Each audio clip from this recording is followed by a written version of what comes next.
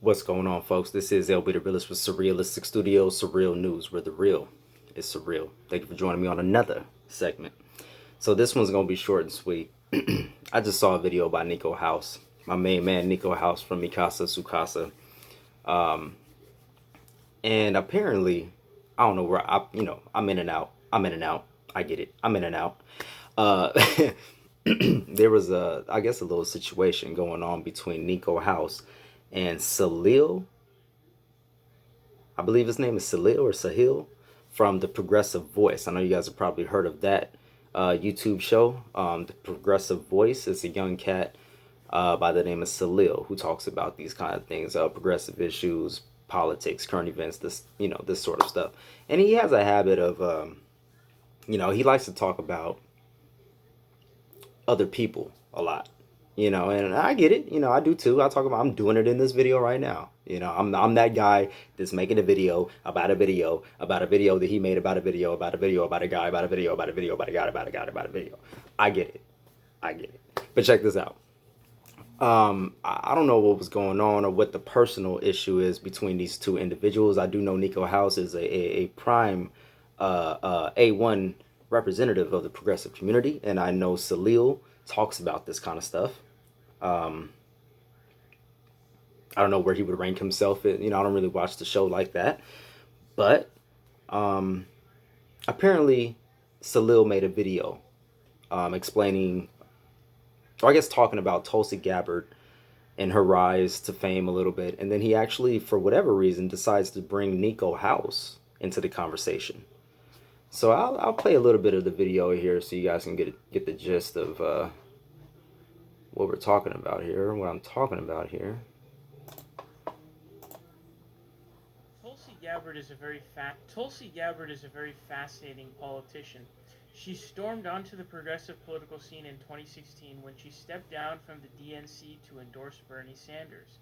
She immediately became a progressive star in a political world that had such few progressives. Fast forward to 2019, and Tulsi Gabbard is the first relevant person to announce her candidacy for president in 2020. Are you gonna run for president of the United States and do something about it? Do you think you should? Do you think you should? Are you gonna run? I have decided to run and will be making a formal announcement within the next week. Whoa. To take the Democratic nomination and then face Trump. But the question many people asked was simply, why? It was very likely that Bernie Sanders was going to announce his candidacy soon as well, so why would the candidate who dropped everything to endorse Sanders now announce she's running against him, especially when it seemed that the odds of her winning was quite low? I get it. I do get that point, because as a progressive, quote unquote progressive, whatever, you know what I'm saying, I was kind of dumbfounded why Tulsi Gabbard was running in the same race as Bernie Sanders when I thought that we were supposed to be consolidating our vote and consolidating our energy and our efforts for the movement, for the progressive movement, and if Bernie Sanders was running again, we all know that that's where the energy and the momentum was going to be. Then obviously, I just assumed we were all going to throw our support behind Bernie. But of course, it's a primary. Everybody has their shot. Everybody deserves their shine and their opportunity to plead their case for the American people, to see who they want as president, right? So of course, whatever. Then she went through, she went through the primaries or whatever, and then we know what happened. She didn't get anywhere. But everyone started dropping out, like Elizabeth Warren, Kamala Harris, Amy Klobuchar, Petey Boy, what is his name? The one we don't want for president because of his last name, Buttigieg, that guy. They all came out. I'm joking, but I'm not. But they all came out and they threw their support behind Joe Biden, and we were all expecting Tulsi Gabbard to be like, all right, and bet, and even Elizabeth Warren. We're expecting those two to come out and support Bernie Sanders, and they never did. They came out and supported Joe Biden. Oh, but that's besides the point. That did break my heart, though. Well, this kind of ambiguity from Gabbard would seem to be a campaign trend rather than anomaly. She did have a few decisions. She did make a few decisions that I was not okay with. One of them, defending Joe Biden through the primary. That was very politically calculated from how I'm looking at it. You know, I didn't like that. Um, I didn't like that at all. There was a few other things I can't remember right now, but we're gonna go back into the video. There was already a progressive split brewing after her announcement to run for president. Despite the real numbers of total people supporting Tulsi Gabbard's campaign being next to zero, it was heavy in its voice online in the left sphere because it was a microscopic vocal movement that had to make up for its numbers with volume. These folks were unrelenting in their defenses of Tulsi Gabbard. They had Hawaiian flowers in their name to identify that they are Tulsi. Unrelenting. That's a pretty aggressive word to use. But all right, cool. You want to say, okay, all right. Gabbard stands, and if you saw them in It's like he has a problem with Tulsi fans, right? Like, replies, you knew there was a small group of Gabbard stands coming your way. But it seemed no matter what she did, they would defend her. And that's not true. That's not true. If it's true, it's only a segment of people that make it true for every other group or organization or political candidate there is. You know, you could say the same about some Bernie Sanders supporters who think that he can do no wrong. You could say the same thing about Joe Biden supporters. You could say the same thing about anybody. So don't play that game, man. a man named Niko House, an obscure political commentator who just started to build an audience. He brings up Niko House into the conversation randomly, right? Okay. And then uses, I know you guys can't see this, but he uses old videos of Niko. Like, it seemed like from when he first started his YouTube channel or something like that. Like, why are you using these old videos? And then he's trying to make it seem as though that Niko House, you know, just started, or he just, you know what I'm saying, like he's nothing in this movement, man. It's amazing to me. This is very much a force in the progressive movement. Niko House is.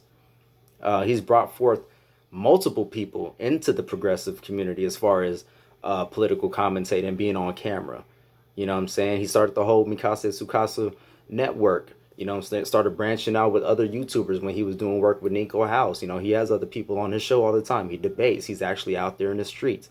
You know, he's one of the co-founders of the DNC fraud lawsuit. So how Salil is painting Niko is just like unfair to me. But all right, well, let's listen a little more about what he has to say about Niko. But he would play a huge role in this. This man was Tulsi Gabbard's biggest defender. He loved Tulsi Gabbard and her campaign. He would stop at nothing to defend her. If you say anything at all negative about her, you can expect to see him replying.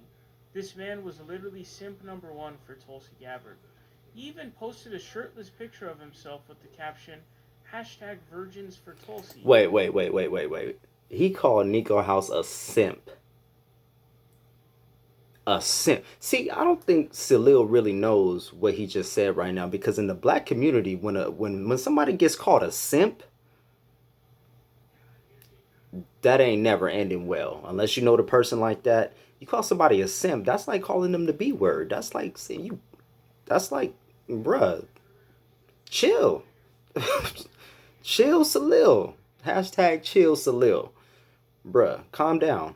You know what I'm saying? Niko House had his moments where he defended Tulsi Gabbard, like a lot of other Tulsi stands, just like Bernie stands, just like every other stand out there with any other political person. But for the most part, he was critical when she made decisions that he didn't agree with. And furthermore, he actually had access to Tulsi. You know what I'm saying? He was very much involved in that campaign. You know, like he had access to that campaign. You know what I'm saying? Like he would actually have conversations with her. Like, you know, so it's different. You move different when you actually know the person. I'm not defending, you know, him in his defense of Tulsi. I'm just saying that when you actually know the person and you're having conversations with them, you get bits and pieces of information that the regular public don't know. You get to be that what is the right word, conduit, or the messenger for her. Not saying that he was a messenger for her. I'm just saying that anything that they discuss, he can bring forth to his audience. So of course he's going to have a strong opinion of the person that he endorsed. That's just off tops. So hopefully that gives you an idea.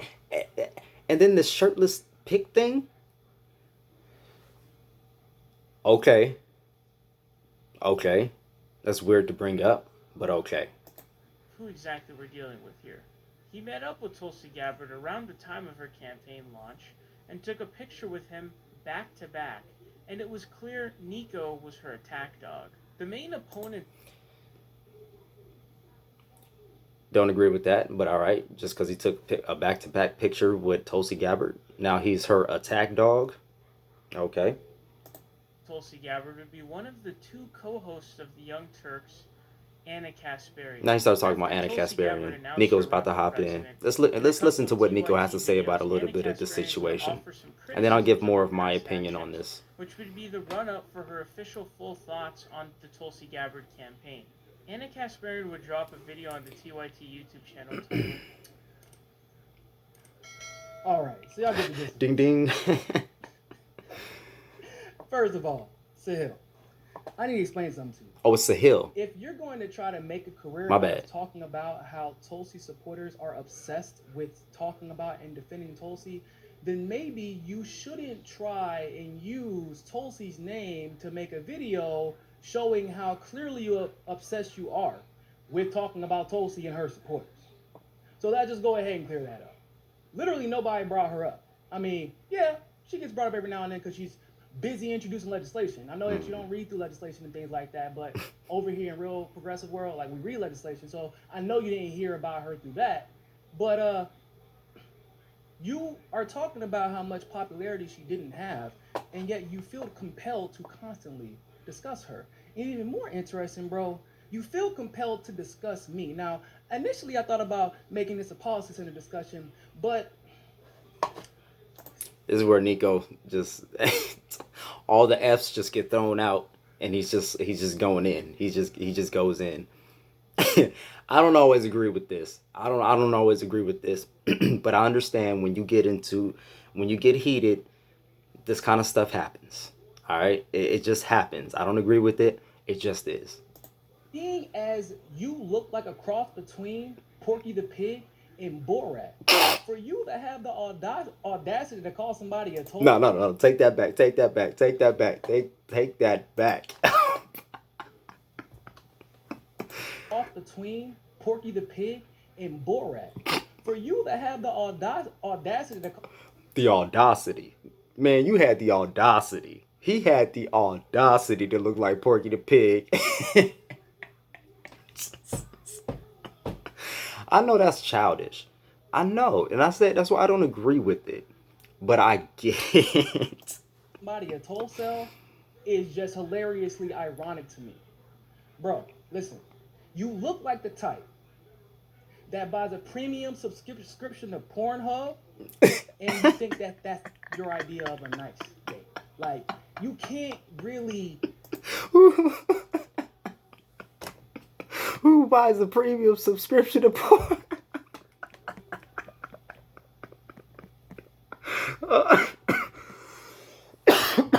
I'm gonna go. All right. be talking about people having sex and who they not having sex with, because toll cells, obviously, for those of you who can't figure it out, a combination of a toll supporter who seems to be that way because they are an incel or involuntarily celibate. And I can't think of anyone in the progressive movement who is probably more celibate involuntarily than Sahil.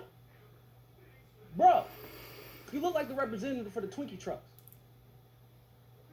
I get it, Sahil. Things are probably rough for you in the girl department. And if that's why you're upset with me, The representative for the Twinkie truck. that's all you had to do, man. Real talk, that's all you had to do. I'm a nice guy. I don't really hold grudges like that. But once again, it's your inconsistency that a lot of people have a problem with. And also, it's just getting a little bit weird, bro. You always talk about me. You got like 15, 20 videos about me. And I've never talked to you in any significant way ever in my life. Don't know who you are.